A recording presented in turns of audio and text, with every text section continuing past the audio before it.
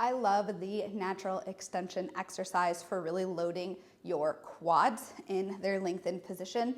It is great to progress your stretching and just build some resilient tissues in, again, their lengthened position. However, many people will kind of achieve the max they can out of them, and one way to progress the intensity and also just challenge your body, especially if you are somebody who has big asymmetries. If one leg is really weak or feels very different than the other, you're gonna want to try the single leg variation.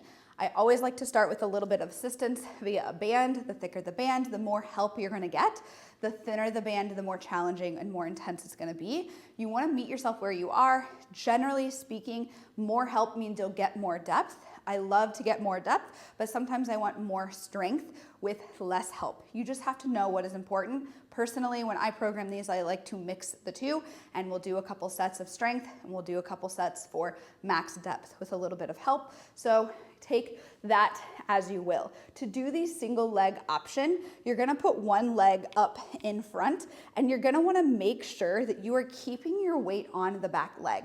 It's one thing to have the weight here, but if you're trying to use that leg a lot, you're not gonna get as much out of this on the other leg. So the idea is the exact same for the double leg version. You're just going to lean back as far as you can, trying to maintain that rib cage and pelvis connection, and then pull yourself back up and forwards. You might lose some of that position and lose the connection a little bit. That's okay. We just don't want to do that a ton, especially if you have some low back discomfort, because the goal is to get this stuff to move, not just to get back as far as you can for most of the time we program this exercise. So again, we are leaning back into that position as far as we can tolerate. When we get here, we're gonna push that foot down into the ground to push ourselves back up. So you're literally thinking about this back leg pushing into the ground to really get your quad working in that lengthened position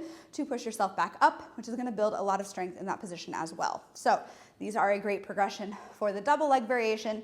They are quite a bit of a jump in intensity, but they're great to use if you have asymmetries or are ready to progress.